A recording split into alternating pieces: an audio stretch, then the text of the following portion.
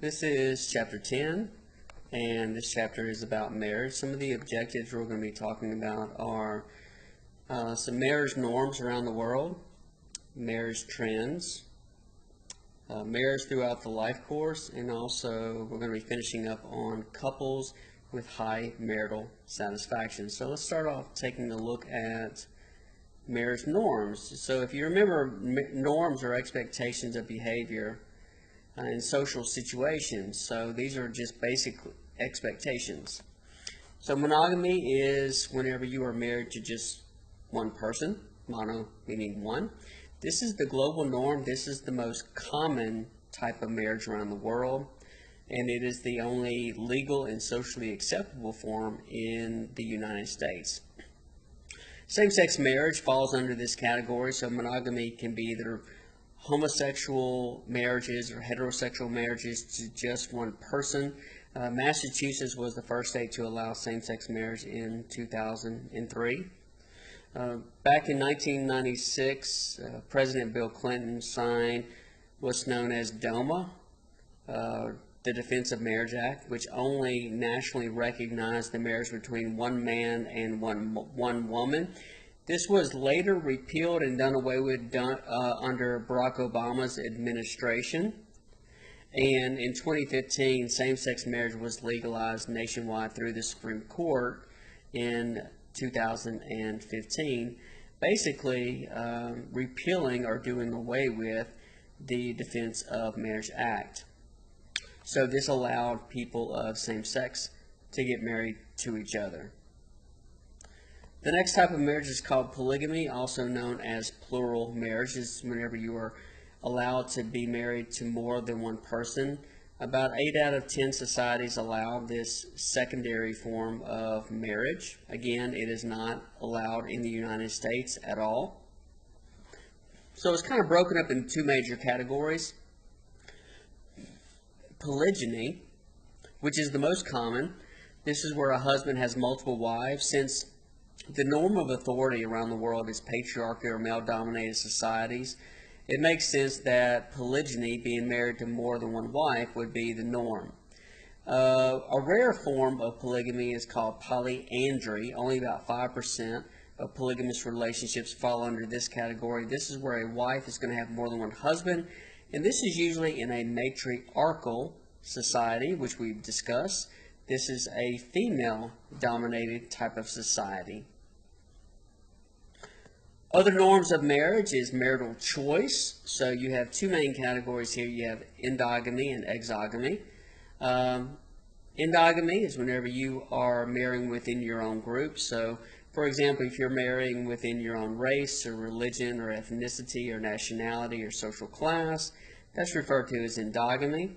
Exogamy or exogamy is referred to marrying somebody outside of one's group, the social pressure to marry outside of one's group. So for a long time, this was a cross-cultural norm to avoid incest, having sexual relations or marrying your own family.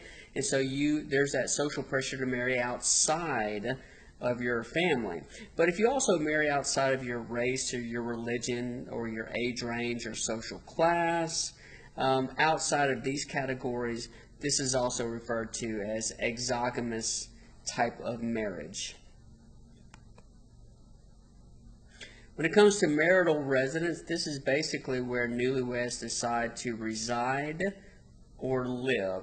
So we're going to take a look at the most common forms versus rarer forms. So patrilocal residence is the global norm, which basically means it is the most common form. You will find this in patriarchal or male-dominated types of societies, which is the global norm of authority. And this is where the newlyweds are going to be living with or very close to the groom's side of the family. This is where you have multiple generations either living together or very close to each other to help support and take care of each other. So this is really kind of outside of what Americans do. It's really outside of that norm, but this is very common around the world. Another one is called matrilocal residence. This is where the newlyweds can be living with the bride's family or very close to the bride's family. So you would find this in a matriarchal or a more of a female-dominated type of society. Here in the United States and other wealthy, industrialized first world countries, they have what's called neolocal residence. And this is where men and women have a lot of the same equal rights and opportunities. And this is where newlyweds live independently outside of the in-laws. And there's that cultural pressure to not live with your in-laws, but to live away from them. So you typically will find this in wealthier, more educated first world countries like the United States, Canada, Australia, and also Western Europe.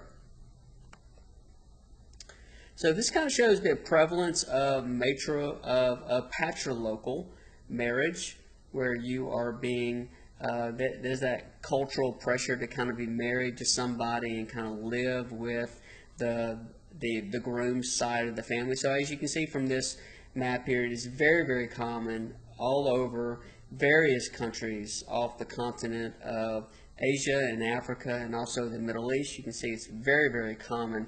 That's why it's referred to as the global norm. Moving on, let's take a look at some marriage trends around the world. Prenuptial agreements are not exceptionally common.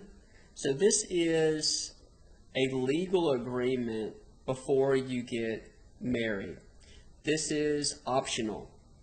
People do not have to have a prenuptial agreement.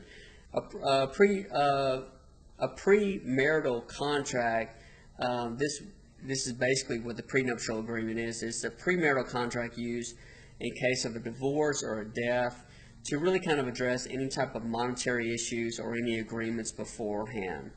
So this could really have really kind of cover an array of a lot of different things.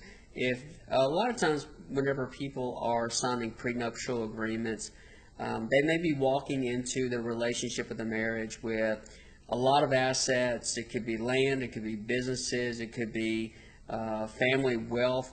And so they're really trying to get ahead of things, that if there is a divorce, they really kind of take care of these things ahead of time, how these things are going to be distributed. What's interesting about prenuptial agreements is they do legally have to be mutually beneficial to both parties. It can't be just benefiting, one side, whether it's a husband or wife, and not really benefiting the other. So it could really include a lot of different things. It could be business dealings of the family, real estate or land that's owned, potential inheritance that is going to be inherited possibly whenever somebody passes away, retirement assets, spousal support in case there is a divorce. It can talk about a lot of different things, child support. Prenuptial agreements are pretty rare.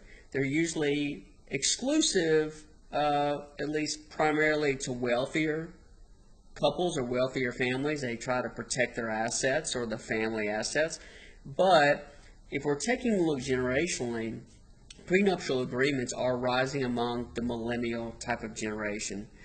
Many of these children or many of these young adults are children of divorce, and so they may be a little bit more careful about who they marry, wanting to protect their assets.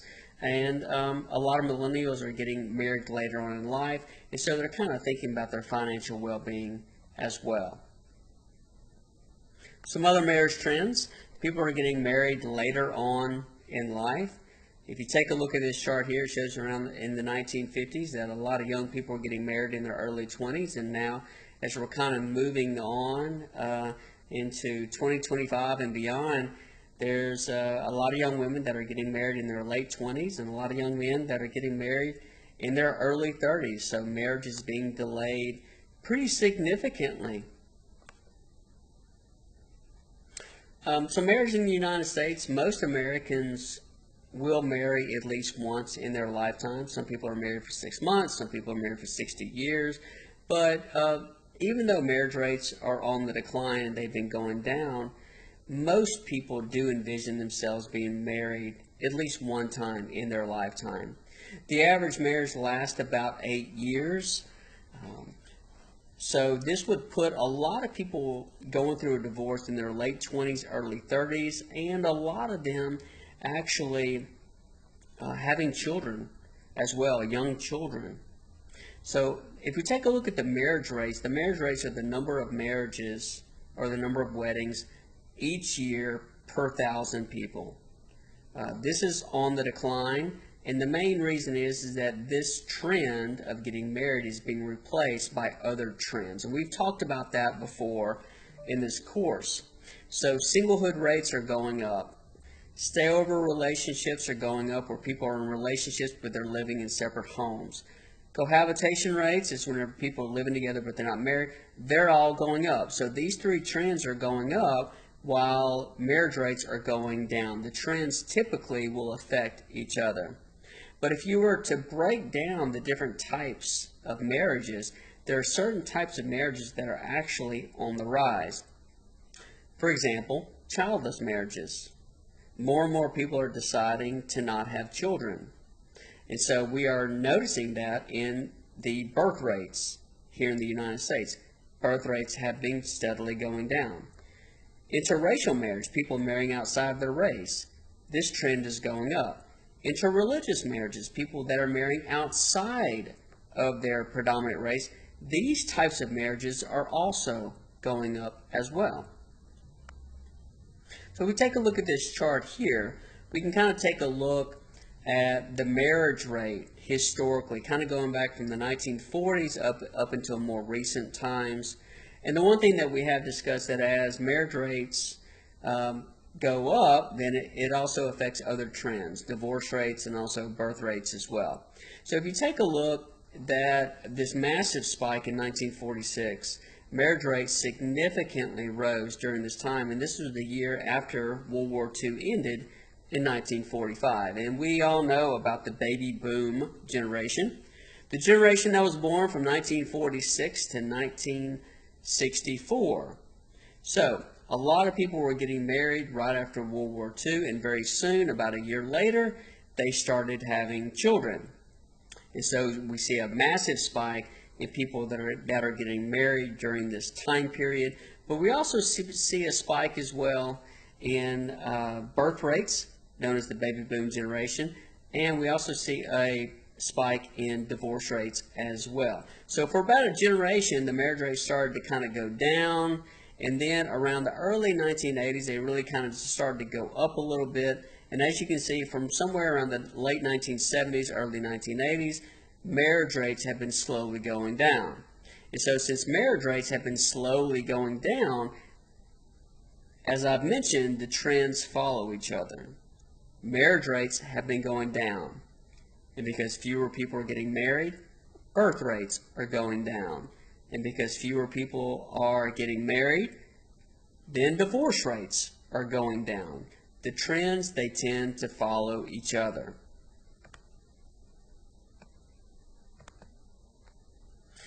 So the next couple of slides, we take a look at the marital status. It kind of shows the overall percentage of men being married going down, the overall percentage of men never being married at all going up. We can also see the same exact thing from women's marital status over the time period. This tells us that the marriage rates is going down and the percentage of people who are never married are going up. So those percentages of people that are never married, they are single, they are experiencing stayover relationships, or they are cohabitating. So marriage throughout the life course, we kind of take a look at the early aspects of marriage on through middle age and through later aspects of life. So you got the early years here. These are going to be newlyweds. So typically these are going to be young people in their early 20s, mid-20s, possibly even late 20s as well. As kind of the trend is going up. You know, people are getting married later on in life. So you have different statuses. These young people, they're taking on the status of now I'm a husband or now I'm a wife and now I'm a father or mother. So they have to kind of incorporate in their lives, both socially and also psychologically, these new different types of roles and statuses. So some common adjustments among newlyweds, they're usually trying to complete their education, their higher education, starting their careers, maybe buying their first home. They're thinking about having children at this point here, and also the different dynamics of the relationships with in-laws. So this is usually in the early years. Marital satisfaction and marital happiness is usually very high at this point here.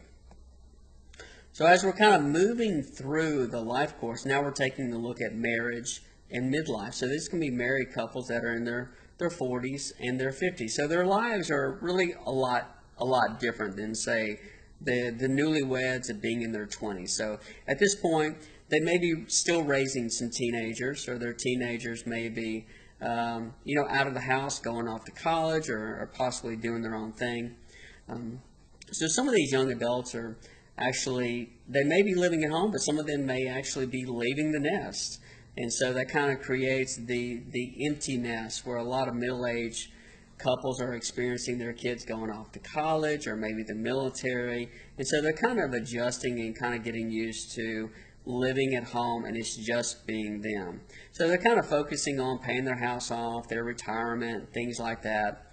And for some of them, they actually may be what's called the sandwich generation. So if they still have some young teenagers that are still living at home, or possibly even some young adults living at home, well, they're taking care of them, but they may also have the social pressure to take care of their aging mothers and fathers. So they're kind of sandwiched between those two realities of raising kids, but at the same time taking care of their aging parents.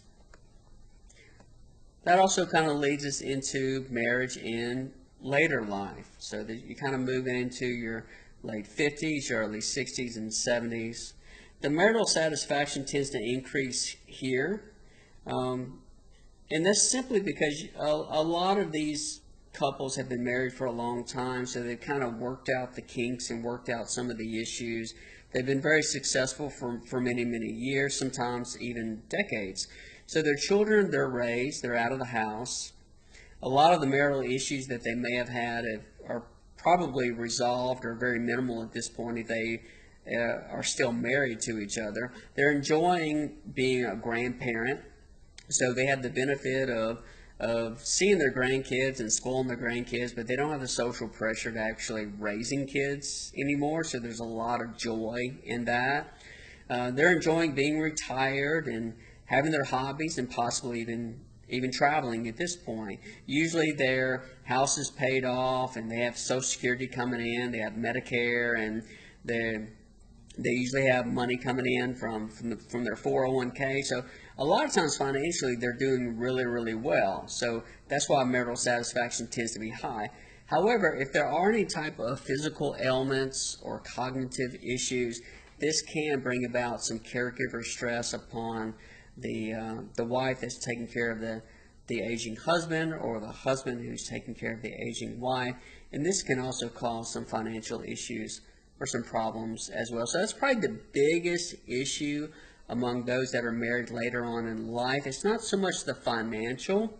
For some of them it is. But for a lot of them, it's just kind of dealing with some chronic or some acute physical issues or cognitive issues, such as dementia or Alzheimer's disease.